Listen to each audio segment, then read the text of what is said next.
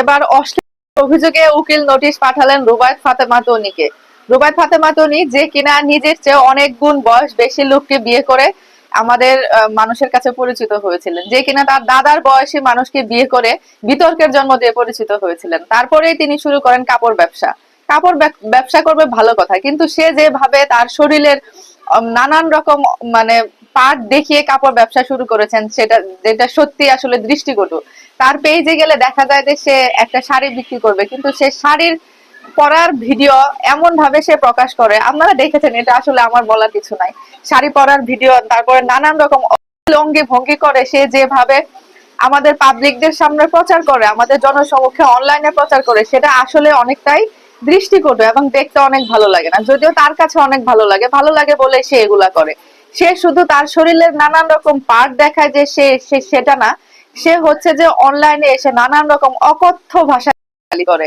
Recently আপনারা দেখেছেন, তার অনেক ঝগড়ার ভিডিও দেখেছেন, সে তার মুখে আসলে কিছুই আটকায় না।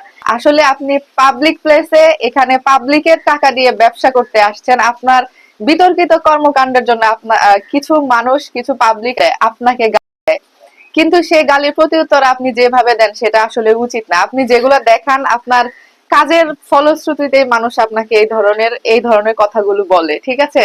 আর কথা হচ্ছে যে আপনি হাজবেন্ড মারা গেছে, হাজবেন্ড মারা যাওয়ার পরে আপনি আরো বেশি অশ্লীল হয়ে উঠেছেন।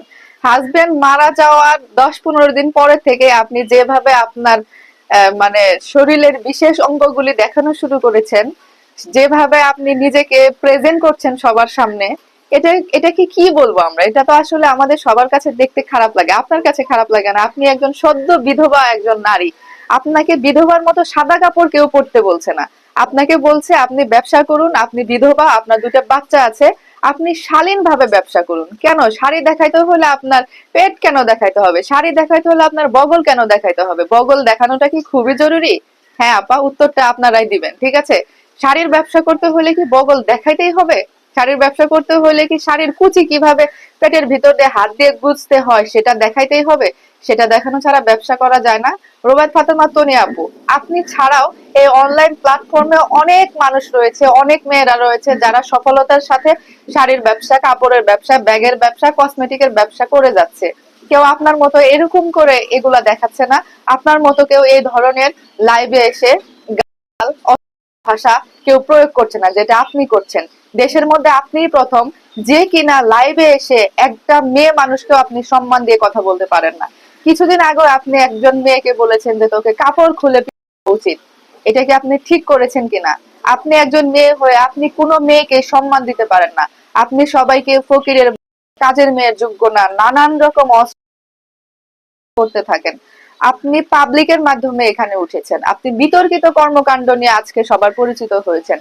সবার পরিচিত হয়ে যদি আপনি সবাইকে কাজের মেয়ের যোগ্য না, কাজের মানুষের যোগ্য না, এভাবে করে আপনি বলতে থাকেন, এটা তো আসলে খুবই খারাপ শোনা যায়। আপনার অহংকারের লিমিট এত বেড়ে গেছে যে আপনি একদিন ধপাস করে পড়ে যাবেন। এত বার বাড়তে হয় না আপু, এত অহংকার ভালো না। আপনার হাজবেন্ড যখন অসুস্থ ছিল তখন আমরা, আমাদের মতো মানুষরা সবাই দোয়া করেছি যেন আপনার হাজবেন্ড আপনাদের মাঝে ফিরে আসে, বাচ্চা নিয়ে আপনারা সুন্দর মতো সংসার করতে পারেন। কিন্তু আপনার হাজবেন্ড মারা যাওয়ার সাথে সাথে আপা আপনি যে খেল দেখাচ্ছেন, যে খেলা শুরু করছেন, কি বলবো। আমি বলবো যে এই যে উকিল সাহেব, হাইকোর্টের একজন উকিল, উনি নিউজে দেখলাম উনি আসলে এই উকিল নোটিশটি পাঠিয়েছেন, এই লিগাল নোটিশটি পাঠিয়েছেন। উনাকে অসংখ্য অসংখ্য ধন্যবাদ এই বিষয়ে নজর দেওয়ার জন্য। অনেক অনেক ধন্যবাদ, আপনাকে স্যালুট জানাই। অনলাইনে এরকম যদি আরো এই ধরনের কার্যকলাপ আরো যদি কেউ করে থাকে, আমরা চাইবো যে, আমরা সাধারণ জনগণ চাইবো যে আপনি তাদের বিরুদ্ধে এই ধরনের ব্যবস্থা নেন। সত্যি আপনার কাজটি প্রশংসার যোগ্য। ঠিক আছে বন্ধুরা, আজ এই পর্যন্ত, ভালো থাকবেন সবাই। আর তনি আপুর আসলে কি করা উচিত সেটা নিয়ে কমেন্ট বক্সে কিছু লিখে যান। ভালো থাকবেন, আল্লাহ হাফেজ, বাই বাই।